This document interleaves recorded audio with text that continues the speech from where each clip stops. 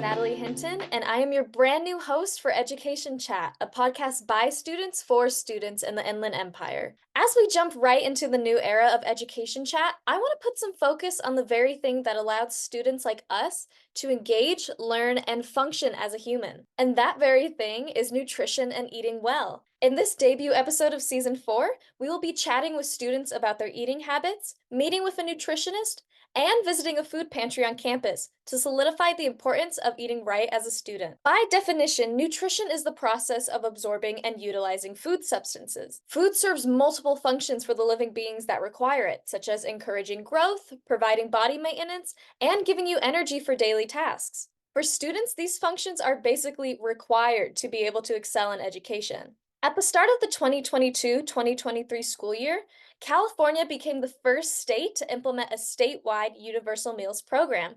This provides a nutritiously adequate breakfast and lunch for not only children in need, but for all children every school day. This groundbreaking policy allows K through 12 students to no longer have to worry about where their next meal will come from during the day. It is great news that California K through 12 students are relieved from the stress of food insecurity, but when you become a student in higher education, such as in university or graduate school, it becomes a lot more difficult to receive guaranteed access to nutritious food. This can often lead to college and university students like myself to face more challenges when it comes to properly fueling themselves. And in turn, this can lead to a more difficult time in an educational setting. I wanted to discover how other people in higher education currently felt about the topic of nutrition, so I interviewed some community college students at Crafton Hills College in Yucaipa. Who am I here with? Derek Frostiggy, And what is your major? creative writing. So Derek, what does your typical breakfast or lunch look like? I wake up every morning, brush my teeth, and then I head downstairs and I make avocado on toast with some eggs. That's pretty healthy. How long does that usually take you to make? Roughly about 20 minutes-ish. I put a lot of ingredients and I take a lot of other random stuff and put them together. Who am I here with? Freddie. And what is your major? My major is music. Freddie, what do you typically eat for lunch or breakfast? Well, for lunch, if I have time, I usually go for about 5 eggs, a smoothie, and then something cooked like a sandwich or something like solid like that. So, who am I here with? I'm Link. This is my technically second year at Crafton. I'm a fine arts and psychology major. What does your typical breakfast or lunch typically look like? To get to class on time, sometimes I kind of have to skip breakfast, but if I do eat breakfast, it'll be a cereal like like Fruity Pebbles. I almost forgot the name, but it's just typically 2 bowls of Fruity Pebbles. Is there ever days where you have to skip that because it takes too much time? Yes, especially for my morning classes. Obviously, I don't want to be waking up at like 5 in the morning. So, yeah, sometimes I have to skip them. Do you feel like it's difficult to find time to cook or pack lunches for yourself? Absolutely, it is. I only cook for myself on the weekends, and then sometimes I'll take like the leftover food that I cook on the weekends, and I'll use that as my meals throughout the week until I run out. Do you feel like it's difficult to make time to cook meals or pack lunches with your busy schedule? Definitely. I always try to make something the night before, especially if it's like breakfast or if I'm trying to like count my macros or reach my protein amount. So yeah. And do you feel like what you eat throughout the day affects your performance? Absolutely, it does. I find that if I eat more balanced meals, like when I actually do eat breakfast, I'm more hyper, I'm more active, I'm more willing to kind of eat other meals throughout the day, and in healthier portions. Because if I skip breakfast, then not only am I sluggish, but I'm so hungry that I start kind of overeating on lunch, and then it ends up making me kind of more like drained by dinner. And that's not exactly the best, but if I eat like normal portions throughout the day evenly, I'm more energized, I'm more focused, I'm more like willing to kind of just do what I need to do. I'm more like work focused, kind of, if that makes sense. As a college student, do you feel like it is difficult to get access to nutritious food? Just a tad bit. Obviously, off campus things are a lot more expensive, especially nutritious items. Nutritious food, I think with like prices now, yeah, it very much is, because it is also like sometimes it's easy to run out of it because it comes kind of in more small packaging, the more affordable stuff. And also to go to like a good like supermarket or anything to actually get nutritious food, it's also just more expensive there because of the quality. And so it's just kind of it's a little bit difficult. And then also because I literally went to Stater Brothers yesterday and some of the strawberries were expired when I was trying to buy fruit. So Wow. yeah, so it's definitely kind of a struggle to have to get like really good nutritious food these days. It's really weird. I don't know why it's so hard, but it's definitely a struggle. Definitely it's not as convenient, especially with morning classes and then late classes. I usually rely on the student store to get like protein bars, stuff like that. I usually go for stuff that isn't processed, which is also a major like bump in the road because of like I don't have like time for that. You know what I mean? I think eating healthier meals and balanced meals throughout the day has definitely given me a better like experience than skipping out on meals to get to class on time or eating like fatty like fast food, because even though it's quick, it's not always the best. While each student I met with had a different outlook on nutrition, they all agreed it was difficult to find time to make nutritious meals for themselves on a daily basis. It can also be daunting trying to figure out where to start when it comes to making a meal that will provide your brain and body with nutritional benefits. To better educate ourselves on the importance of nutrition, we are joined today by special guest Liliana Montenegro, a district nutritionist for the Ukaipa-Calimesa Joint Unified School District. Thank you so much for joining us for Education Chat. Hi, how's it going? Thank you so much for having me here. So, a little bit before we start discussing about nutrition, I would love for you to tell us a little bit about your position as a district nutritionist and the education that was required for that role. Perfect. Yeah. So I am the district nutritionist, as you had mentioned, and basically, in order to be in this role, you have to have your bachelor's degree in nutrition, and of course, a few years of experience. The district nutritionist basically oversees the nutrition components and all the things menu related, special allergy kiddos, really just being a huge collaborator in different like ways. I'm constantly talking with nurses, teachers, parents, our kitchen staff, writing menus for pre-K up through 12th grade for breakfast, lunch, and then just different programmings. So, obviously, I've never been in your shoes, but I would love to hear about what a typical day looks like for you as a district nutritionist. So it's kind of interesting here. It's a lot different because we are middle-sized district. So what that allows me to do as a nutritionist is kind of put on a lot of different hats. So I'm not only in the menu writing hat field type thing. So it's really interesting because every day, like I had mentioned before, it's always being like different. So one day I could be just having nothing but calls for my school, like my school staff. So they could be calling and asking, okay, we were shorted, all these different products. What am I going to feed the kids tomorrow? Or even, what are we feeding for lunch today? Just like random things that pop up. And then I can also have a lot of calls from parents for different concerns, nutrition concerns, of course, for their kiddos. Or I could also have some, city staff issues that we may need to like talk about as far as after school programs, or if they want an after school program. So it's really just a lot of problem solving, a lot of customer service, of course, and just a lot of coordination that takes place within the district nutritionist realm. We have programs that we run, as I had mentioned. So it could be before school, it could be field trips. So every day looks kind of different, which is kind of exciting. So you never really know what you're going to expect. One day, I might have my list of things that I know I want to do or need to get done. And of course, they're prioritized. But in between all those different things are different, phone calls that might come about or different emails that I need to address. So every day looks a little different. Yeah, that makes me curious now. I want to ask, do you know about how many students you end up feeding a day? Ooh, that's a great question to ask. And I'm not the one that actually looks at the numbers and does a crunching as to how many kiddos we're serving. But if I could do a rough estimate, let's see. So another thing with being a nutritionist that you wouldn't ever think is how often you use your calculator. It's like, oh, I kind of minored in math too, I guess you can say at this point. Roughly, like let's just say 6 to 7,000 meals a day for solely just lunch. Plus, you add breakfast. It's a good amount.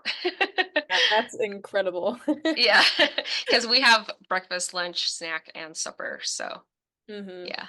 I just got out of high school when they implemented the new California law where each kid has access to breakfast and a lunch. And I think that is such an Oh, incredible wow. thing that was just implemented because I know there were some days where my parents weren't able to get enough money scrounged up, so they'd have to pack me something from home that wasn't too nutritious. So I'm really happy that's implemented there, and I'm sure that keeps your hands quite busy too. Definitely. And you know what? I love it. I love that we were able to get universal meals in every way possible. Like you had mentioned, you see the spectrum as a child and then going through the process of everything. It's just been such a great law that kind of went into effect in California because, yeah, we're feeding everybody and we're allowed to feed them breakfast, lunch, supper, and snacks. So if, they came without a lunch, they're going to have one available to them. And so that just allows us to do so much more for them. And when I was first learning about it's important what you put in your body as a kid, the main thing I learned about was the 5 food groups. And I would love it if you could explain each of the 5 food groups for those who don't know and their individual importance. Yeah, so that usually is what they used to deem as my plate. And basically, the 5 food groups, which basically all of them will cover your immune system, right? So they're all going to be good for your immune system, but they all have different functionalities. So the very first one that I'll talk over is the protein. So protein sources could be, of course, animal product. So your lean meats that you have, your chicken, your turkey, pork, things of that nature. But you also have, seeds and nuts and legumes. So that provides you also with proteins. And basically, the importance of protein is basically just for your muscle growth and your repair. So that's like the primary importance of having your proteins. Now, the next one would be your grains, which, of course, that's my personal favorite, of course, carbohydrates. So that's necessary for your overall heart health. So grains could be like how we know it in tortillas or like corn, wheat, uh, yeah. And basically what that provides us is a good amount of our energy sources. So that's good for grains. Our next one would be our fruits and vegetables, and that's kind of the same. They're one of the same in the sense of they're high in your micronutrients or your vitamins and your minerals. And what they give you is, of course, high fiber that you need for your digestive system. And then also they give you not antibiotics, antioxidants, completely different. So antioxidants, super important. It helps with your inflammation and of course your anti-cancerous properties. So that's the main importance with your fruits and your vegetables. And then the last one would be your dairy component, which usually would be really good for your bone health, super essential. But of course, you do have vegans that may not do dairy products. So something super important to know is, you have your green vegetables or your fruits like berries that basically will provide you with the calcium that you would need. Of course, qualities may be different, but Mhm. that's just one of the sources that you can get it from if you don't do dairy. So those are the 5, main food groups. And of course, everything has its own category, but at the same time, they kind of jive all together at the same time. Yeah, they work beautifully together to give you enough energy throughout the day. Mhm. But I'd love to know what food group do people typically lack in their diet? That one personally, I think would be the vegetables, of course. So vegetables simply, they're not as sweet, of course. They're not sweet compared to a fruit. They're not something that you normally get, smoothies of. They're probably not perceived as appealing as well. Um, you know, although although I know here in the US, the consumers, they're like, I eat vegetables every day, I have potatoes, of course, in French fry form, but I think that's definitely the one that people tend to lack. Even if they're on the go, they're raw most of the time, and most people don't find the raw vegetables as, appealing compared to like an apple. Do you have an idea of an easy source to get that food group in? Yeah, definitely. It's always going to be smoothie form if that's like the quickest way and the quickest route, right? And another way would just be like if you steam them or you roast them, or simply like what we do with our kiddos is, we have some ranch available for them or some little tahini packs here and there. Of course, everything in moderation, but whatever it is that you can get, your nutrients in. And of course, this is a better way than frying it into like a chip form or anything like that. So you can actually get the benefits of the fiber that's coming from those vegetables. It's super great that you are with the Yucaipa Calamasa School District because these kids get to eat healthy and they get to eat something every single day. But I know that a lot of people have struggled as they aged out of K through 12 and they're now going to college because there's no nutritionist usually on a college campus. And if you don't have a dining hall, it can be really difficult getting meals and especially getting meals that fuel you and get you ready for your education. So I would love to know, what do you think is the most common struggle that people face when they're trying to eat healthy? This one's interesting, and it's interesting for so many different reasons. Like, I know you have the perspective of the student, right? And you think it kind of like it would change as you get older, but it doesn't. So the two main ones, it would be time and budget. I feel like we have a busy culture, and that kind of leads to wanting a convenience of foods. You know, uh, we also not only fall into needing something quick and fast, but also we start thinking that we need to use caffeine stimulants such as coffee. And so when you sometimes have coffee, you can go on and on without thinking that you need to actually, eat something. So sometimes it suppresses your appetite. So now when you think about it too, especially right now in these days, it's a little bit more difficult as everything's a little bit more expensive. So when you talk about budget, we think about why would someone want to pay $4 for a head of, lettuce versus $4 for a burger? Especially because once you have lettuce, it's not the only thing you're going to be eating. You're going to have to do something with it. So those are the two biggest ones: is time and budget. I think that's where we struggle to eat healthy. And I can totally attest for that, for being in college. You're there for 10-hour days. And if you don't live on campus or know anybody that lives on campus and you don't want, sometimes the foods that they have there, because let's just say you're there every single day and you don't want the same things, it becomes a struggle. And you find yourself going to those fast food restaurants. For example, I always liked going to Baker's. So that was always my thing. But it's like, how many times can you eat Baker's in a day? It's not going to be good for you, right? Over time. So, and obviously not your budget, because Mhm. nowadays, especially, everything is a lot more expensive. So, As a student, I can definitely vouch for that. There's been times where I'm just like looking in my pocket and I'm like, I can only get something from the McDonald's dollar menu right now. And while it's better than nothing, it's definitely where I like could have spent that and saved up that money to get something a little bit better and something I know that would fuel me a lot better because I can tell when I eat a meal and I know I'm going to be satisfied for the rest of the day.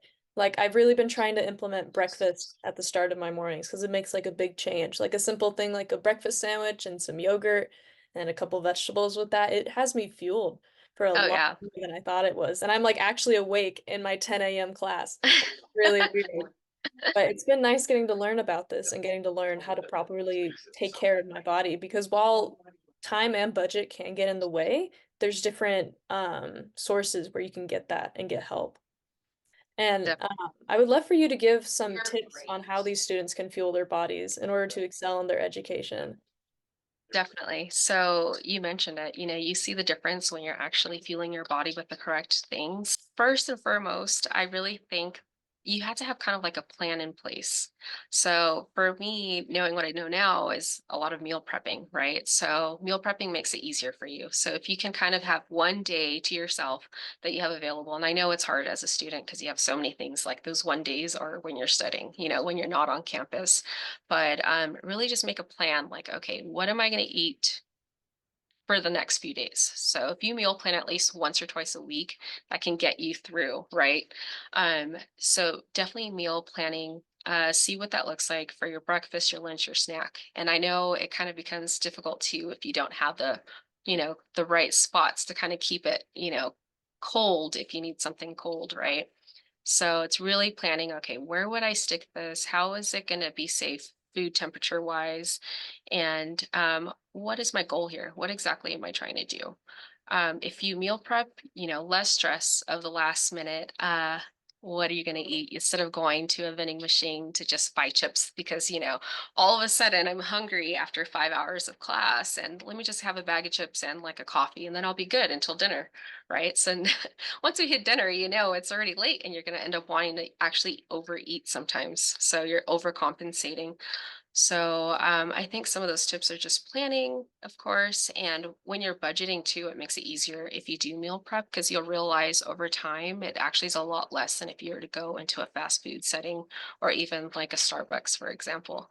So I think that would just really help alleviate a lot of things. Is there typically a time span between when people should have breakfast, lunch, and dinner that they could use to maybe map out their days? Quite honestly, it depends on everyone's body, but I think the very first thing that you want to do in the mornings is obviously have like your protein and your carb, right? So just from the get-go, you've been basically not eating for however many hours that you've been sleeping. So if you can fill yourself with those good carbs, you're going to get some energy from that and a good dense protein. So that will actually keep you satisfied. Those two things will get you good. Thank you. I just want to ask you a fun question for yourself. What did you have for lunch today? Do you really want to know? I actually had gluten-free pasta and my veggies, and of course, I had my lean turkey meat. And I always have a fruit or a vegetable as well. So I always pair it. And I'm actually a snacker too. So I always have my snacks in between. So I always start with, my breakfast, which is like a chia overnight pudding with berries and sometimes my granola. It really just varies. Or sometimes I'll do oatmeal, of course, with that as well. That sounds like a fantastic lunch. If you were curious on what I had a microwavable mac and cheese meal and a Capri Sun because it was low on time. But I added some peas inside of the mac and There cheese you go. to get that veggie in there. It's the little things, right? Yeah. And you know what? Sometimes it is really difficult. And it's just like you just need to, feel your body somehow. And I get that, especially in college. So, Yeah, like there's no need to be hard on yourself. As long as you're yeah. doing something that keeps you going and keeps you Yeah. feeling good, then Yeah. you do that. Because I also indulge in snacks and sweets quite a bit, but sometimes it's just something that I crave and something that I need at the end of the day. Yeah. It's just always like I always have the motto of everything in moderation. Hmm. Exactly. Thank you so much for joining us. Is there anything else you'd like to say? No, I think that's everything. I hope I answered all of your questions. Good. Well, thank you so much for meeting with me. Of course. Thank you so much for having me again. I want to give a big thank you to Liliana for providing us with reliable tips and giving us an outline on how to eat in a way that fuels your body properly. Even though we have professional guidance on proper nutrition, there are still many reasons that contribute to why it is so difficult to eat well as a student. A 2022 study reported that an estimated 43% of undergrad college students in California struggled with food insecurity, and that statistic may well have increased over the years. This means that those students felt like they did not have adequate access to foods that met their basic needs, or they did not know where their next meal was coming from. When your education comes first, it becomes difficult to dedicate time and resources towards each of your meals. While it may seem impossible some days to fuel yourself, it's not all bad news. Many college campuses across the Inland Empire have been implementing food pantries that offer snacks, meals, and drinks for students who are in need. Having a food pantry that is local to a college campus makes nutritious food so much more accessible for those in higher education. To find out more about the program, I visited the Coach Food Pantry on Crafton Hills College campus, located in Student Life. Hello, my name is Natalie Hinton, and we are here in the Coach Cupboard with Erica Sherman. Hi, Erica. Could you tell me a little bit about what it's like to be a basic needs coordinator? Busy. It's, I mean, basically that sums it up. It's busy all the time. There's not just the food pantry that I oversee, but we have several services, several resources that we offer to the students here on campus. So I would love to know when the Coach Cupboard was established, and does Coach actually stand for anything? Yes. So COACH stands for Creating Opportunities and Changing Hearts. And it was established spring 2015. So next year is going to be our 10th year. Wow, that's fantastic. Yes. So what kind of services do you provide as a food pantry? Okay, so as a food pantry, there are a couple of ways in which the students can take advantage of what we have going on here. They can come in every day that they have a class and request a lunch, a snack, and a drink. If lunch isn't their thing, they can get a breakfast, snack, and a drink. Or if it better suits their need, they can do what we call a grab and go bag. And that's 3 dinner, 3 lunch, 3 breakfast, 3 snacks, 3 drinks. You were telling me a little bit earlier about these things called pantry lockers. Right. Do you mind explaining those? Oh, sure. So what's cool about the pantry lockers is if there is a student who has a class later in the day and they've submitted a request early on, we will pack the bag for them, place it in the pantry locker, and we send them the locker number and the locker code so they can access it at their convenience. What types of foods are supplied in the food pantry? So what you'll see on the shelves are non-perishable items. Right now we don't have refrigeration, but we're working on it. So what we do offer are canned goods, chips. Some of the popular stuff are our tuna packs that come with like the crackers and the tuna. Also the ramen noodles, the tapatio noodles. Any of the snacks you see back here, we're constantly having to restock. On the flip side of that, the neat thing we get to do is we partner with the garden on campus. And when it's spring, like now, they harvest fresh vegetables, and we get to offer those to the students. That's great. So you're able to offer fresh foods and veggies. That's the way we get to do it. Yep. That is incredible. Yep. And how do you think nutrition affects a student's well-being and performance? How doesn't it affect a student, right? So if you're not eating well or you're not eating at all, that's going to impact your ability to focus. That's going to impact your ability to complete your work, to show up to your class. It just has this snowball effect. So it's super important that we make food accessible to students all across campus, which is what we're trying to do. And I think you're doing a great job. Oh, thank you. Could you walk me through the steps and requirement to receiving food from the food pantry? Sure. So there are a couple of ways that it can be done. You can go on to Crafton's website. You can look at the tab that says Student Services and go to the food pantry, and there's a link right there. Click on it, fill out the form super quick. Or you can just walk into the pantry, and we have QR codes posted up all over the place. If you can't find the QR codes, we have student workers that can always help you locate them. They'll walk you through the process. It really is an easy process. Just take a picture of the QR code. I think you answer about 6 questions. That's it, and you're good to go. Is there any financial requirement for students? Absolutely not. You just have to be an attending student. That's it. I also had the chance to speak with Natty, a student worker in the food pantry. So what is your name? Natty Tracy. Natty, it is nice to meet you. What is it like working for the food pantry? I love it. Yeah, it's great. I get to see so many different students and so many different people come through here, faculty and staff. I get to see the entire campus all in one room. Do you really feel like you're making a difference every day? Of course. Of course. It's good to see fellow classmates who didn't know that we have all of these different items for them to take, as well as people who are just in need, who may need some diapers for their children or just basic toiletries in order to get by. Is there anything you want to say to the students that don't currently utilize the food pantry? Please utilize the food pantry. There is no reason why you shouldn't utilize the food pantry. It is literally for everyone. You can come by and get 3 lunches a week, or if you would like, you can come once a week and get some meals to take home for you. But the food pantry is here. It's free. All you need is a student ID number, a student email, and a first and last name. As long as you have those things, we can get you some good food. Thank you so much, Natty. Mm-hmm. That was just one food pantry in Yucaipa, but almost all of the 18 Inland Empire College campuses have basic needs services that provide food for either a food pantry or a food distribution system. Similar to what we saw at Crafton's food pantry, not all food resources require you to demonstrate a financial need. If you're in need of food, take advantage of these programs. They are designed specifically for their students to use. People may say that breakfast is the most important meal of the day, but the most important meal you can have is one that gives you satisfaction and the energy you need to meet your goals.